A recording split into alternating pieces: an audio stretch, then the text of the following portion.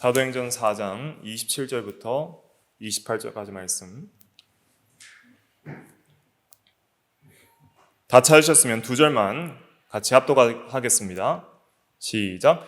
과연 헤롯과 본디오 빌라도는 이방인과 이스라엘 백성과 합세하여 하나님께서 기름 부으신 거룩한 종 예수를 거슬러 하나님의 권능과 뜻대로 이루려고 예정하신 그것을 행하려고 이 성에 모였나이다. 아멘. 오늘은 개혁교회 우리 32번째 시간, 신론 26번째 시간, 작정 4번째 시간으로서 반론에 대한 답변 3번째 시간입니다. 그래서 저번 시간에 다 끝내지를 못해서 오늘 또 이어서 할 텐데, 오늘 또 중요한 내용들을 좀 깊이 있게 살펴보려고 합니다. 반론에 대한 답변 중에 오늘은 이제 죄와 작정에 대한 것을 살펴보도록 하겠습니다. 작정과 죄에 대해서 살펴보도록 하겠습니다. 오늘 읽은 본문 말씀은 작정과 죄에 대한, 또 인간의 책임과 자유, 또 인간의 죄 문제와 하나님의 작정이 어떻게 성경에서 설명하고 있는지를 잘 표현하는 본문입니다. 헤롯과 본디오 빌라도, 또 이방인과 이스라엘 이 불신 자들이 이스라엘 백성과 합세하여 하나님께서 기름 부으신 거룩한 종 예수님을 거슬러서 이제 못 받게 되죠.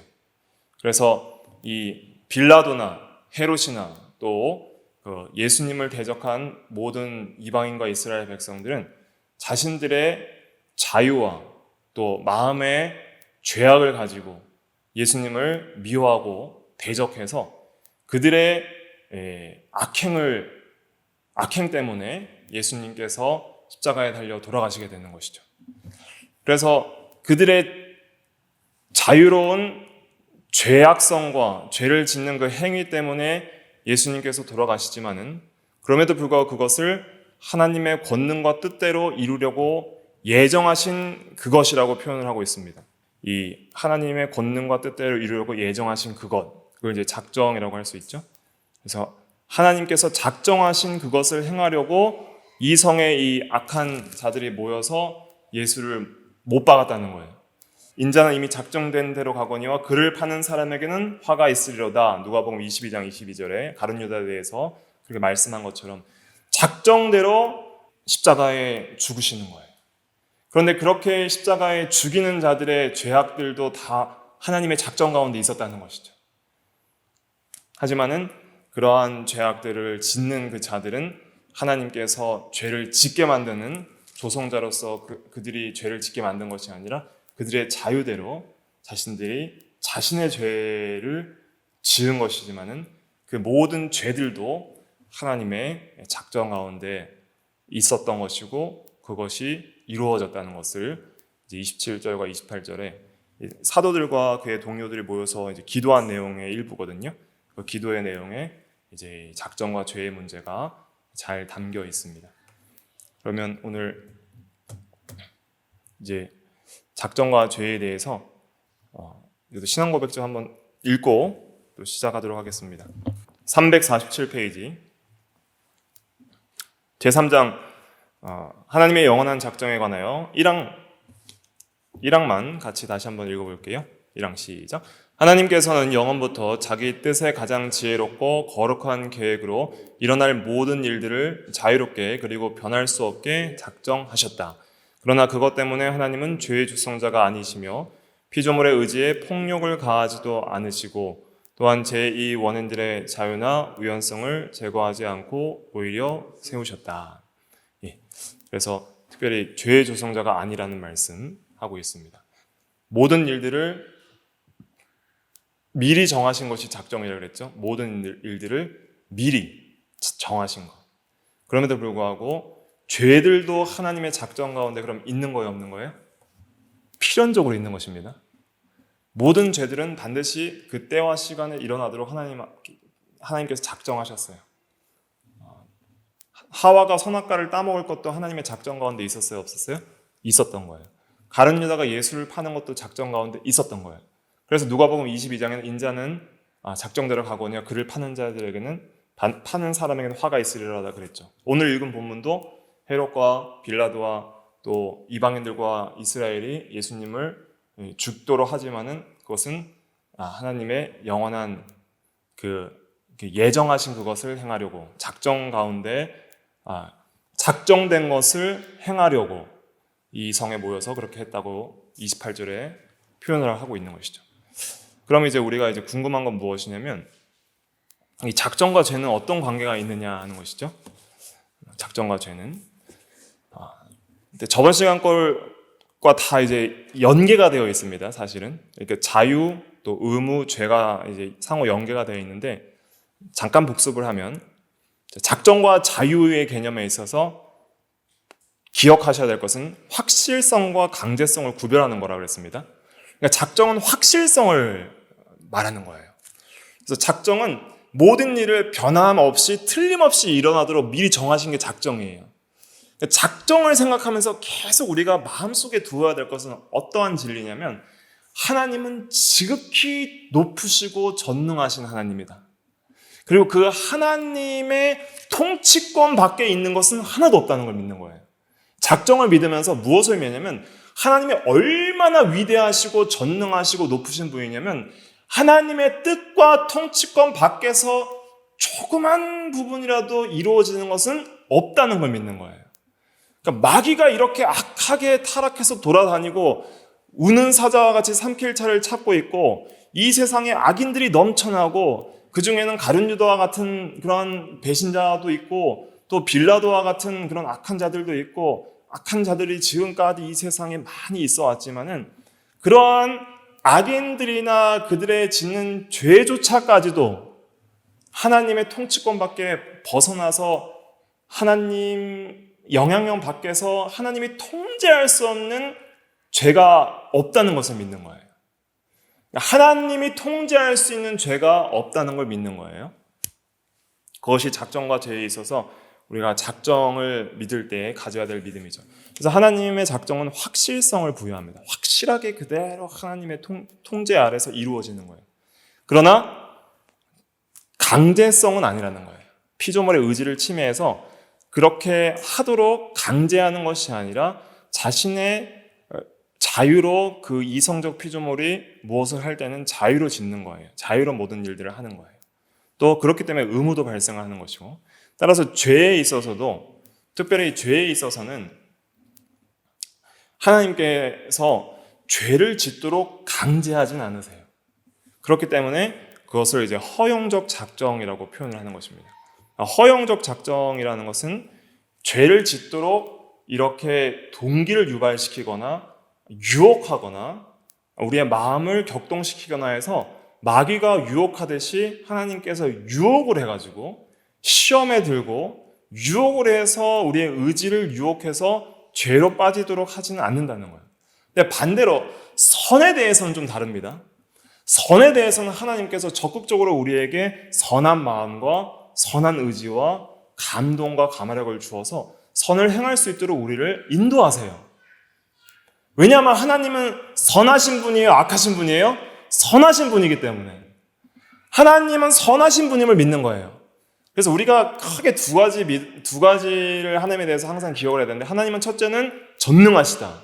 전능하시다는 것을 믿을 때 특별히 작정도 믿는 거예요. 모든 것을 다 자신의 뜻대로 이루시는 하나님이다. 하나님은 전능하시다. 그런데 그 전능하신 하나님께서 동시에 선하시다는 거예요. 왜냐하면 이 세상에 악이나 죄가 있다는 것은 하나님을 믿지 않는 사람들은 둘 중에 하나라고 생각해요. 첫째는 하나님은 선하시지만 전능하시지 못하기 때문에 악을 통제 못하신다. 죄를 통제 못하신다. 그렇게 생각하는 사람이 하나 있고 그 다음에 하나님이 만약 근데 전능하시다면 모든 걸 통제하실 수 있다면 하나님은 죄가 있는 걸 보니까 하나님은 완전히 선하신 분은 아니다. 그렇게 생각하는 사람이 있어요. 그러니까 이 세상에 죄도 있고 악도 있죠. 죄도 있고 악도 있다면 이 죄와 악의 문제에 있어서 그 근원이 하나님이라고 한다면은 하나님은 전능하신데 어떻게 죄가 있을 수 있는가? 전능하시다면은 죄가 있다면 하나님은 악하기 때문에 죄를 조성한 것이다. 이렇게 생각하는 잘못된 견해가 있고 또 정말 선하시다면, 완전히 선하시다면 어떻게 이렇게 죄가 나올 수 있는가? 통제하지 못하는 그러한 부분이 있다 하는 것을 생각하고, 그럼 완전히 전능하신 것은 아니다. 선하시다면 완전히 전능하신 것은 아니다. 이렇게 생각하는 잘못된 사람들이 있는 거예요. 그 두 부류에 대해서 성경은 그것이 둘 다 잘못된다는 것을 선포하는 것이고, 그래서 우리는 하나님의 전능성과 하나님의 완전하신 선하심을 우리가 기억을 해야 됩니다. 그래서 이 두 가지를 항상 우리가 붙들어야 돼요. 전능하시고 선하신 하나님. 그래서 그 하나님께서 인간들에게 선을 행하고자 인간들이 선을 행할 때에는 선하신 하나님께서 온갖 좋은 선한 은혜들은 하나님께서 주시는 거예요. 그러니까 우리가 선을 행할 때는 궁극적으로 하나님의 선하심의 은혜를 받아서 선을 행하는 거예요. 그러나 악을 행할 때는 하나님은 악한 분이 아니기 때문에 하나님께로부터 악이 나올 수가 없어요. 그래서 악은 그 이성적 피조물들이 자기 의지대로 선하신 하나님을 떠나서 스스로 부패하고 타락해서 이렇게 악을 행하는 것이고 죄를 짓는 것이다. 이렇게 생각을 해야 되겠습니다. 그래서 이제 작정과 죄에 대해서 이렇게 죄를 이제 허용하시는데, 그래서 피조물들이 죄를 스스로 이렇게 짓도록 내버려 두시는 거예요. 버려 두시는 거예요. 그럴 때 이제 피조물들이 죄를 짓게 되고, 그 목적은 선이다. 그러나 왜 그것을 허용하셨을까? 그 목적은 선하신 하나님께서 궁극적으로 전부 합력해서 선을 이루게 하기 위해서 허용하셨다. 그럼 여기서 하나님의 전능성을 발견하게 되는 거예요. 모든 악과 죄들도 하나님의 통제 아래 있다면 왜 그것을 허용하셨을까 할 때에는 그 모든 것도 합력해서 하나님께서 선을 이루시려고 허용하셨다는 거예요. 그런데 그 모든 것이 합력하여 선이 되려면 반드시 그 모든 악과 죄들은 하나님의 통제 아래 있어야 되는 거예요. 작정은 선하게 여기지만 또 죄는 또 미워해야 된다. 그래서 모든 하나님의 그 작정들, 그러니까 유다가 예수님을 팔고 또 빌라도와 악한 이스라엘 백성들이 예수님을 죽이는 그러한 일들에 있어서 하나님의 작정 자체는 선한 거예요. 하나님의 작정의 목적이 선하기 때문에 하나님의 작정은 선하고 작정대로 이렇게 이루는 모든 섭리도 선해요. 하지만 실제로 짓는 그 죄는 악이고 그것을 미워해야 된다는 것을 생각을 해야 됩니다. 이것을 이제 계속 이렇게 묵상하면서 생각을 하면 이게 좀 이해가 되실 수 있어요. 계속 좀 설명을 해드리겠습니다. 구체적으로. 자, 반론 중에 중요한 반론이 무엇이냐면 하나님의 작정은 하나님을 죄의 조성자로 만든다는 거예요. 그러나 하나님이 모든 것을 확실하게 결정하는 그 확실성이 꼭 죄의 조성자로서 죄를 강제하는 것은 아니다는 것이죠. 죄를 강제하는 것은 아니고 죄의 조성자로 만드는 것은 아니다 하는 것을 우리가 성경적으로 확실히 세워나가야 됩니다. 그러면 이제 이런 질문에 대한 답변은 무엇이냐면, 첫째, 하나님은 죄의 조성자가 아니다. 왜냐하면 하나님은 선하시기 때문입니다. 먼저 하나님이 선하심을 선포하고 굳게 믿어야 됩니다. 시편 107편 1절 같이 한번 읽어볼게요. 시작. 여호와께 감사하라. 그는 선하시며 그 인자하심이 영원함이로다. 하나님은 선하시다 그랬습니다. 선이 무엇일까요? 선. 하나님의 속성 중에 우리가 선 했잖아요. 선. 그래서 히브리어로는 토브, 또 헬라어로는 아가도스 이렇게 하는데, 선이라는 것은 좋음이에요. 영어로는 뭐냐면 굿이에요. 굿. 좋다 이런 뜻이죠. 좋음. 그래서 모든 좋음이 선이에요. 그러니까 우리가 좋다 하는 모든 것들이 선한 것이고 그것이 좋은 것이죠. 그러면 선의 반대가 뭐예요? 악이죠. 악이 있습니다. 그러면 악은 실제 하는 것이냐? 원래부터? 그렇지 않죠. 원래부터 있었던 것이 아니죠. 원래부터 영원히 존재하셨던 유일한 분은 하나님이시니까 영원부터 영원까지 선만 계셨던 거예요. 선하신 하나님이 계셨던 거예요. 그리고 그 하나님께서 창조한 모든 세계는 하나님께서 보시기에 심히 좋았더라 그랬습니다. 모든 세계를 선하게 창조했어요. 악한 것이 하나도 없었어요. 영계나 물질계나 천사나 사람들이나 악한 영이나 악한 사람들이 없었던 그러한 때가 있었던 것이죠. 근데 악은 어떻게 생겨났는가? 선의 타락이 악이에요. 선의 부패가 악이에요. 그래서 특별히 이 선에 있어서 도덕적 선이 있습니다. 도덕적 선. 도덕적 선은 뭐예요? 도덕적 선은 의입니다. 의. 그러면은 도덕적 악은 뭘까요? 도덕적 악은 죄예요. 죄. 이걸 구별하셔야 됩니다. 이건 이제 속성 때 다 했습니다. 그래서 우리가 그러면 이제 비도덕적인 것도 있는 거예요. 비도덕적인 것도 있고 비도덕적 선도 있고 그다음에 비도덕적 악도 있는 거예요. 비도덕적인 선 중에 대표적인 것이 온갖 좋은 것들이에요. 이 세상에 온갖 좋은 것들, 기쁜 것들, 즐거운 것들, 아름다운 것들, 특별히 또 생명 또 이런 것들이 선한 것이죠. 비도덕적 악 중에는 이제는 고난, 슬픔 이런 것들이 있죠. 슬픔, 고난, 온갖 안 좋은 것들, 마침내는 사망이 있는 것이죠. 사망. 그래서 우리 인생에 있어서는 이렇게 원래 창조 때에는 온갖 좋은 것들만 있었는데 그러한 좋은 것들이 이 인간의 죄악들로 말미암아 타락하였고 그래서 이 인간에게는 비도덕적인 악인 죄를 지음으로써 인간이 전적으로 부패하고 타락한 그러한 악한 존재가 되었고 그래서 그러한 도덕적 악 때문에 온갖 비도덕적 악들도 다 쏟아져 나오는 거예요. 그래서 인간의 육체가 이제는 노쇠하고 병들고 결국은 죽게 되고 그리고 육체가 죽기 전까지의 온갖 이 세상에서 고난과 슬픔과 괴로움과 여러 가지 추악한 현실들을 맞이하게 되는 것이죠. 그 중에서 가장 괴로운 건 죄인 거예요. 내 자신의 죄, 다른 사람의 죄 때문에 고난을 당하죠. 그 다음에 이 세상에 악함이 있는 것이죠. 이 세상에 온갖 이러한 가시와 엉겅퀴와 같은 것들이 없었는데 나기 시작하고 이 세상에 온갖 바이러스 또 질병, 병균 또 이러한 피조 세계의 타락 때문에 이러한 자연재해와 홍수와 가뭄과 여러 가지 이 좋지 않음들을 우리가 경험하고 사는 것이죠. 그런데 이러한 악들은 어디에서 나왔느냐 할 때 하나님께서 나온 것, 하나님께로부터 나온 게 아니라는 거예요. 하나님은 온갖 좋은 것의 근원이시지 악의 근원은 일체 아니시다. 그래서 모든 악들은 하나님께서 창조하신 모든 선이 이제는 도덕적인 악인 죄 때문에 타락하여서 여러 가지 도덕적 악과 비도덕적 악들이 발생하게 된 것이지 하나님은 선하시다 하는 것을 우리가 굳게 믿어야 됩니다. 하나님은 또 빛이시라 그랬습니다. 빛은 이러한 선과 의로움을 상징하는 것이죠.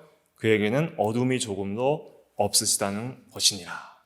그래서 우리가 이 세상에서 어떤 악을 경험하든 하나님께 원망불평해서는 안 되는 거예요. 하나님은 악이나 죄의 조성자가 아니에요. 하나님은 선하신 분입니다. 온갖 좋은 것들은 다 어디로부터 와요? 하나님께로부터 오는 거예요.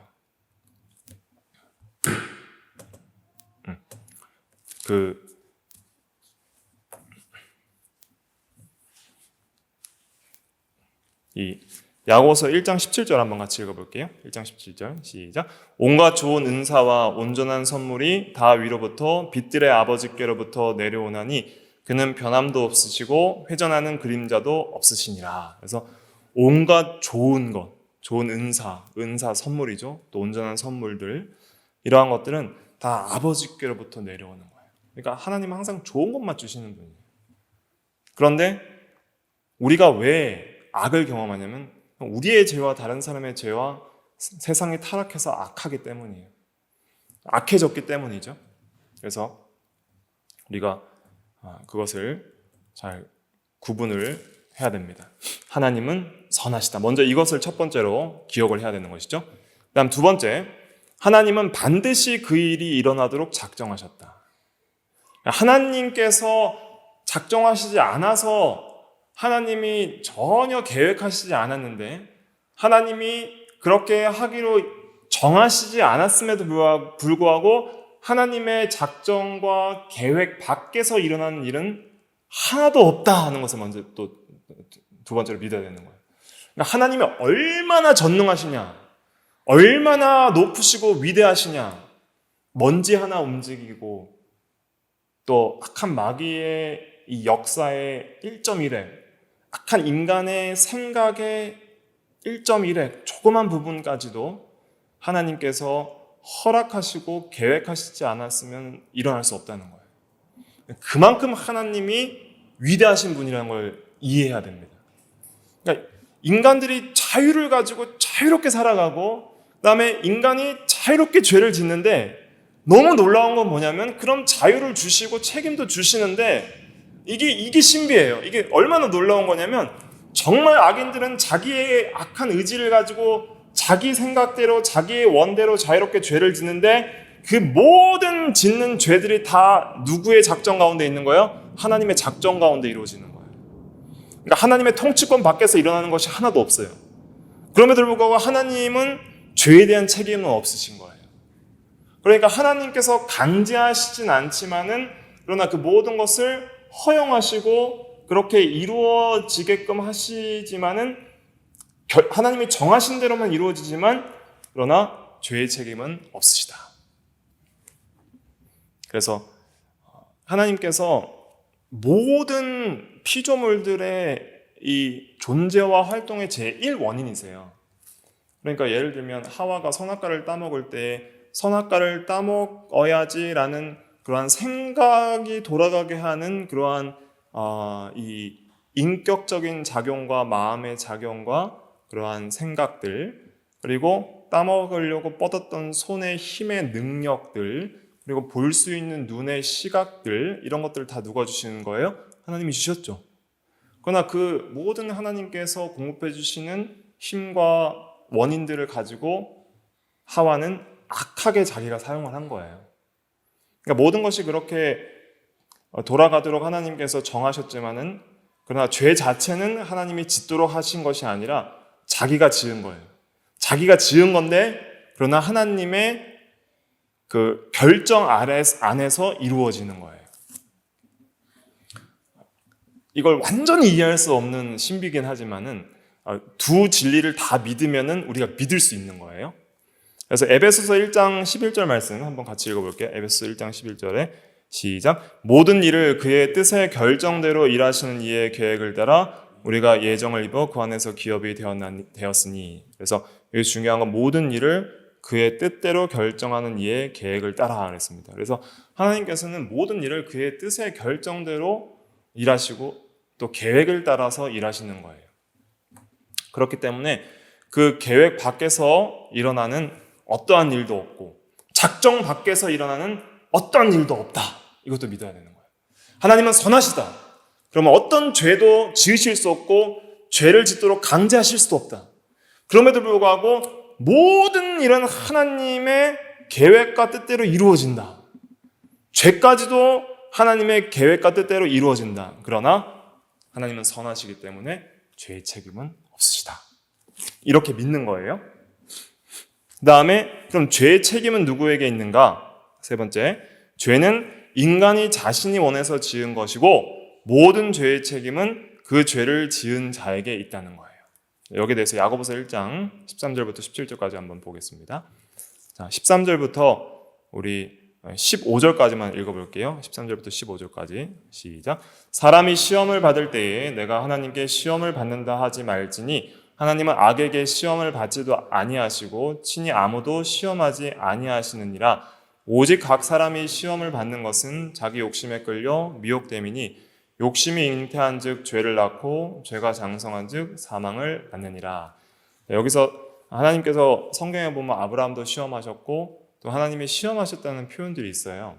그런데 그런 것은 하나님께서 선하신 목적을 따라서 그들을 연단하시기 위해서 그들을 훈련시키고 시험하신다는 그러한 의미로서 시험을 쓸 때이고, 그다음에 여기서 사람이 시험을 받을 때에 내가 하나님께 시험을 받는다 하지 말지니라는 이 시험은 어떤 시험을 말하냐면, 마귀가 하와를 유혹한 것처럼 유혹해서 욕심을 불러일으켜서 죄를 짓도록 하는 그 유혹의 시험을 가리키는 거예요.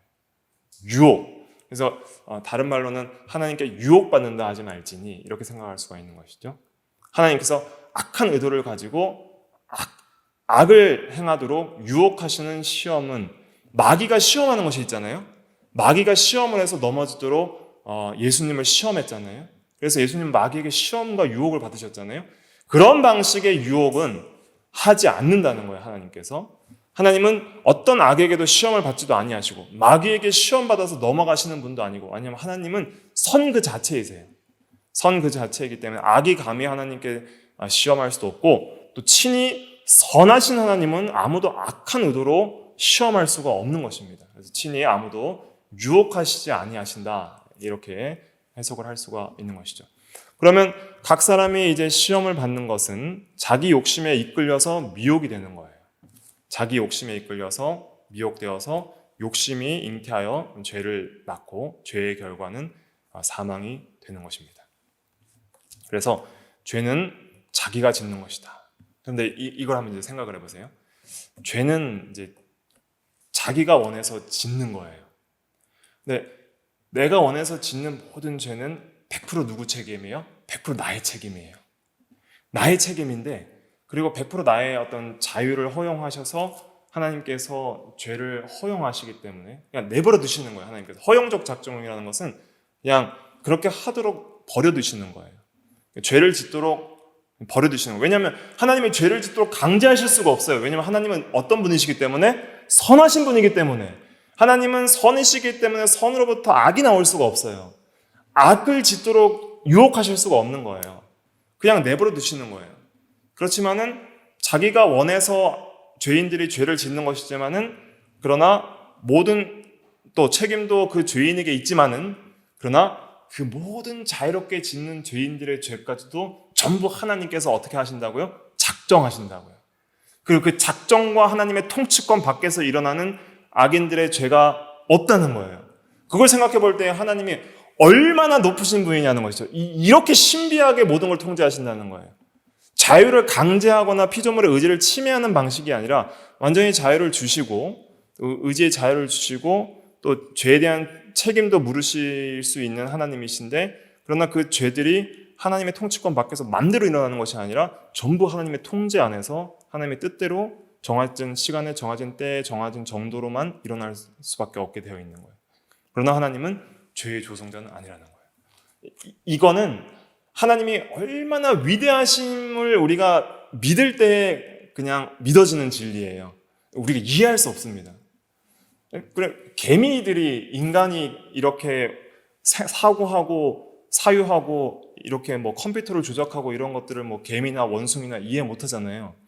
어린아이들도 아직 유초년 이러한 시기 때에는 부모들이 모든 일들을 계획을 해서 이렇게 일을 하는 것들을 다 이해를 못 해요. 그 어른들의 수준이 있으니까. 그러니까 아빠 왜 이걸 하지 말아야 돼? 왜 이걸 해야 돼? 그럴 때 설명하지 못하는 부분들이 있잖아요. 이거는 너가 크면 알게 될 거야. 근데 반드시 이건 해야 돼. 믿고 해. 이렇게밖에 설명 못하는 거예요. 그러니까 어린아이들도 부모들을 무조건 믿고 해야 될 부분들이 있는 거예요. 왜 먹으면 안 돼? 왜 하면 안 돼? 왜 해야 돼? 왜 꼭 해야 돼? 라고 물어볼 때에 이거는 너에게 유익하기 때문에 하라고 하는 거야. 다 이해할 수 없지만은 유익하기 때문에 하라고 하는 거니까 믿고 해! 라고 할 때에 이제 아이들이 부모가 선하다고 믿으면 믿고 하는 거예요. 그리고 부모가 나보다 훨씬 능력이 있고 나를 보호해 주시고 또 부모가 나를 사랑하고 나를 보호하고 나를 책임질 수 있는 능력이 있다는 신뢰가 있을 때는 믿고 하는 거예요. 근데 부모가 악하다고 생각하고 부모보다는 내가 더 잘할 것 같으면 안 믿는 거예요. 그죠? 부모도 내가 더 능력이 있다 생각하고 부모의 말씀이 선하다고 생각하지 않으면 불순종하기 시작하는 거예요. 그러니까 이것과 마찬가지로 그러니까 아이들에게 뭐 공부를 왜 해야 되는지 다 설명할 수 없잖아요. 아직 그런 경험이 없으니까. 인생을 살아가면서 그게 왜 중요한지를 모르니까. 왜 사탕을 많이 먹으면 안 되고 왜 양치질을 잘해야 되고 왜 밥을 잘 먹어야 되는지 잘 모르는 거예요. 자기가 좋아하는 것만 해야 되니까. 근데 그렇게 하는 것이 옳다고 계속 가르치면서 믿고 하라고 할 때 그렇게 잘 모르지만은 부모가 선하게 인도할 때 믿고 순종한 아이들은 복을 받는 것이고 순종하지 못한 아이들은 그 실패를 경험할 수밖에 없는 것이죠. 부모들은 인생을 살아가면서 여러 가지 성공과 실패 속에 그 지혜들이 있잖아요. 그 지혜들이 삶의 지혜들이 있어서 청년이 돼도 부모들이 이렇게 하라는 것을 하라고 하고 하지 말라는 것을 하지 말아야 할 때 그것을 잘 따르지 않는 것은 그걸 잘 모르기 때문인 것이죠. 그 부모의 지혜를. 그러나 부모의 지혜를 모르고 불순종한 아이들은 자기가 실패한 그 경험을 해봐야 비로소 부모의 말이 옳다는 걸 그때서 깨닫는 거예요.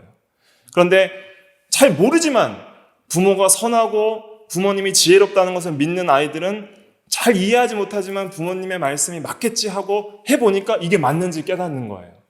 그것처럼 하나님에 대한 신앙도 그런 거예요. 하나님의 모든 일하심이 너무나도 신비롭고 지혜로워서 우리가 다 측량할 수가 없어요. 그걸 어떻게 다 알겠어요? 그걸 다 알면 우리가 하나님이 되는 겁니다. 그걸 다 알면 제4위 하나님이 되는 거예요. 측량할 수 없지만 하나님께서는 이걸 해라, 이걸 하지 말라, 믿으라 이렇게 알려주시는 거예요. 그러면 누가 믿느냐?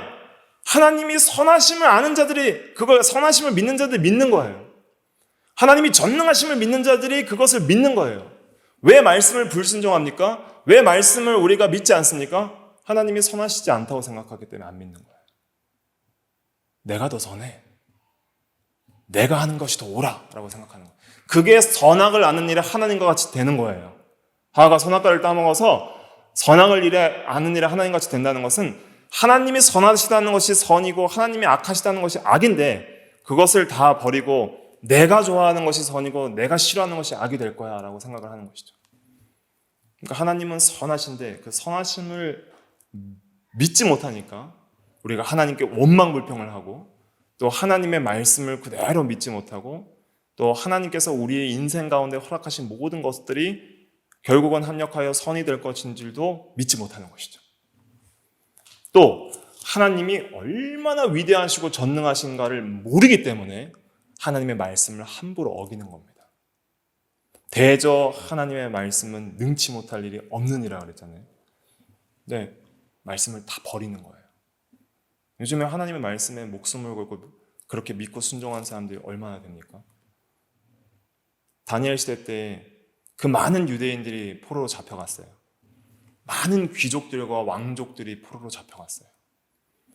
그 중에 금신상 앞에 설 때에 절하지 않은 유일한 사람은 다니엘은 그 당시에 없었다고 생각을 하고 다니엘은 신앙이 있으니까 사드락과 메삭과 아벳네고 세 사람뿐이었어요. 세 사람 외에는 전부 그 풀무불의 두려움 앞에 하나님의 말씀을 전부 어기고 이 계명을 전부 어기고 다 절하는 거예요. 왜? 하나님은 전능하시다는 것을 모르니까. 그러나 사드락 메삭 아벳네고의 고백은 무엇입니까? 만일 하나님이 살아계시다면 그 전능하신 하나님께서 우리를 풀무불 가운데서 능히 건지실 것이요 그리 아니하실지라도 우리는 왕 앞에 절할 수 없나이다. 신상 앞에 절할 수 없나이다. 그렇게 말한 것이죠. 사드락과 메삭과 아벳네고는 뭘 믿었어요? 하나님의 전능하심을 믿은 거예요. 온 땅과 하늘 위에 가장 위대하신 분은 하나님이시다.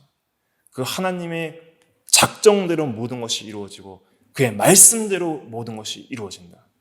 지금까지 구약성경과 신약성경의 모든 것들은 다 성취되었습니다. 그리고 앞으로 성취될 것들이 남아있습니다. 우리는 확실한 진리의 말씀, 하나님의 능력 있는 말씀을 믿는 사람들이에요. 그러한 신앙이 있어야 됩니다. 이러한 작정과 죄에 대한 관계를 우리가 공부하면서도 이러한 신앙을 확고하게 가져야 되는 거예요. 이 세상에 얼마나 많은 악인들이 있어도 그러한 모든 죄와 악인들에게 하나님께서 이렇게 당하시는 분이 아니에요. 마귀에게 지시고 악한 자들에게 지시고 그리고 불순종하는 자들에게 지시는 그런 무능력한 하나님이 아닙니다. 그냥 그런 것들을 만들어내시는 악한 죄의 조성자인 악하신 하나님도 아니라는 거예요.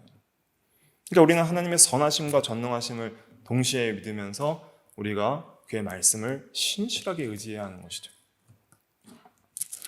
죄의 작정의 목적은 선하다는 것을 믿어야 됩니다. 왜 하나님께서 굳이 죄를 허용하셨을까? 이런 생각을 하잖아요.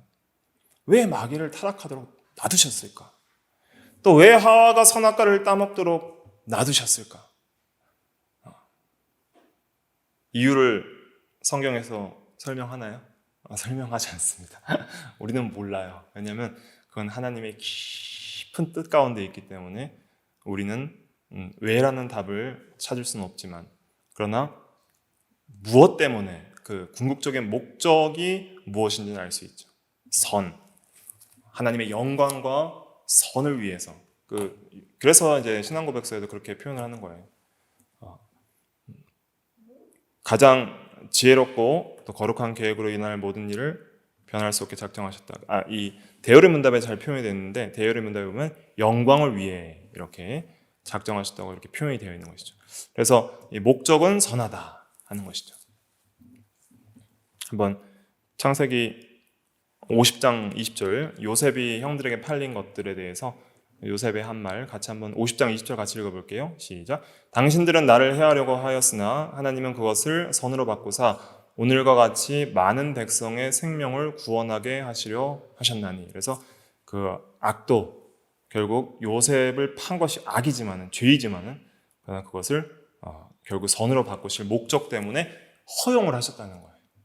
결국 이스라엘 구원과 하나님의 구원 역사를 이루시기 위한 그러한 도구로서 악들을 사용을 하시는 것이죠. 그러니까 악을 허용하시고 악을 내버려 두시는 이유는 전부 그것들을 하나님께서 선으로 바꾸시려고, 그런 거룩한 목적을 위해서 허용하시는 거예요. 중요한 요절이죠. 로마서 8장 28절 같이 읽어보겠습니다. 시작.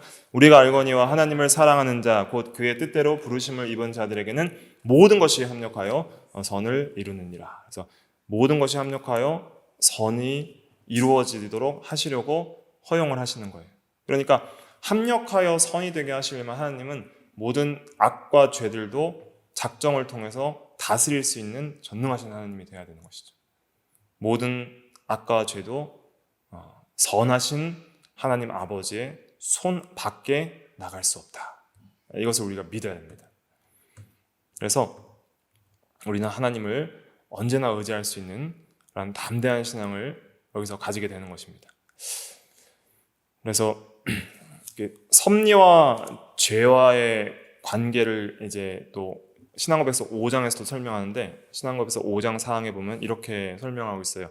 그러나 그 죄악성은 하나님께서 나오는 것이 아니라 오직 피조물에게서만 나온다.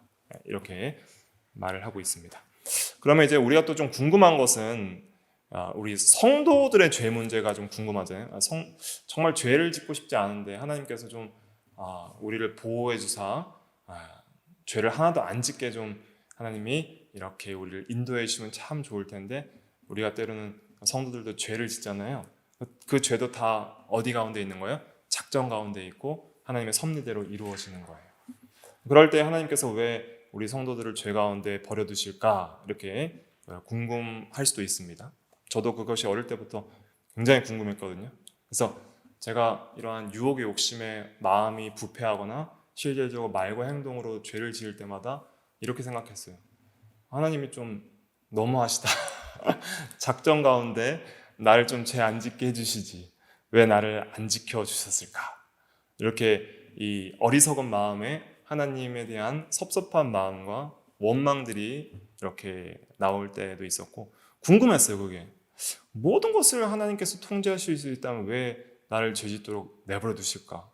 그런 생각들을 많이 했었습니다. 그런데 그것이 얼마나 무지한 생각이었는지 진리를 이렇게 연구하면서 깨닫게 되는 것이죠. 성도들의 죄 문제에 있어서는 네 가지를 기억하시면 됩니다. 목적이 징계, 겸손, 의지, 경계, 이 네 가지를 위해서 죄를 허용하시는 거예요.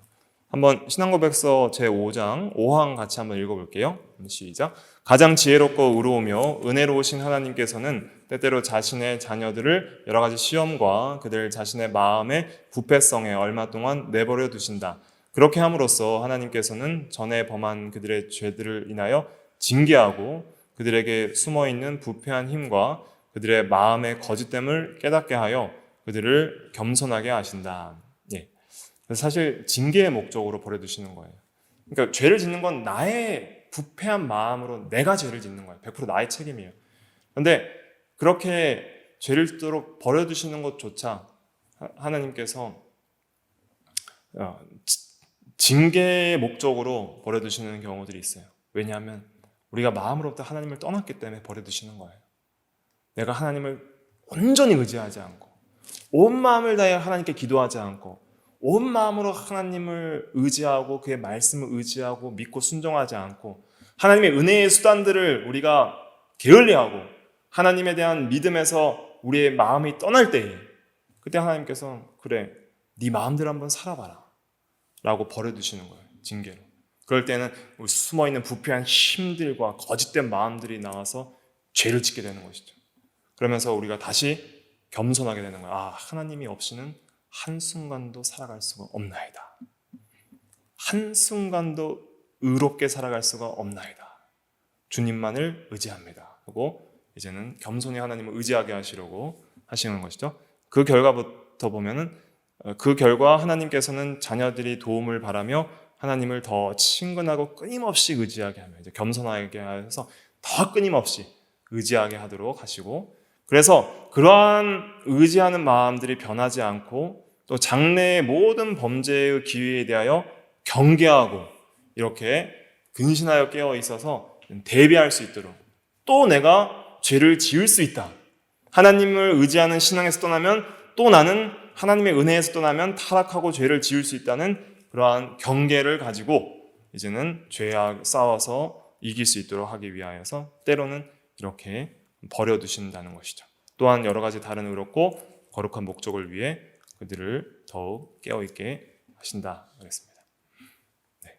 그래서 오늘은 작정과 죄에 대한 문제를 살펴봤는데 이것을 통해서 하나님께서 얼마나 위대하시고 또 능력이 많으시고 모든 것들을 다 통제하시는 그러한 전능하신 하나님이다 하는 것을 우리가 깨달을 수 있고 또 죄까지도 하나님의 통제 아래에 있다는 것을 깨달을 수가 있습니다. 그럼에도 불구하고 죄의 조성자는 아니시다. 하나님은 선하신 하나님이다. 그럼 또 성도들이 죄를 짓도록 허용하시는 이유는 뭐예요? 네 가지죠. 징계, 겸손, 의지, 경계. 징계. 그러니까 우리가 하나님을 떠났기 때문에 버려두시는 거예요. 징계로. 니들 마음대로 살아봐라. 그렇게 버려두세요. 우리가 하나님을 의지하는 데서 떠나면 징계하시고 그래서 우리가 죄를 지을 때 겸손하게 하시고 더 의지하고 경계하게 하시려고 이러한 거룩한 목적, 선하신 목적을 위해서 때는 우리가 죄를 짓도록 그냥 보호해 주시지 않고 버려두시는 거예요. 그러면 우리가 이렇게 생각해야 됩니다. 내가 죄를 짓는 마음이 유혹이 들어오고 그 유혹에 넘어져서 내가 죄를 지었을 때 하나님 왜 나를 보호해 주시지 않고 왜 나를 죄 짓도록 내버려 두셨습니까? 이렇게 말할 수 없는 거예요. 왜냐하면 이미 내가 하나님을 마음에서 어떻게 했기 때문이에요? 떠났기 때문이에요. 내가 하나님의 손을 놨고 내가 하나님으로부터 떠나놓고선 그래서 하나님 없이 살다가 죄악의 유혹으로 넘어져 놓고선 왜 하나님 나를 내버려 두셨습니까? 할 수 없는 거예요. 먼저 버린 자가 누구예요? 나인 거예요. 내가 하나님으로부터 마음으로 떠났기 때문에 내가 하나님을 버려서 내가 죄를 지은 것이다. 이것을 깊이 깨닫고 우리가 더욱더 하나님을 의지하고 하나님께 돌아가는 우리가 다 돼야 되겠습니다. 잠깐 기도하겠습니다.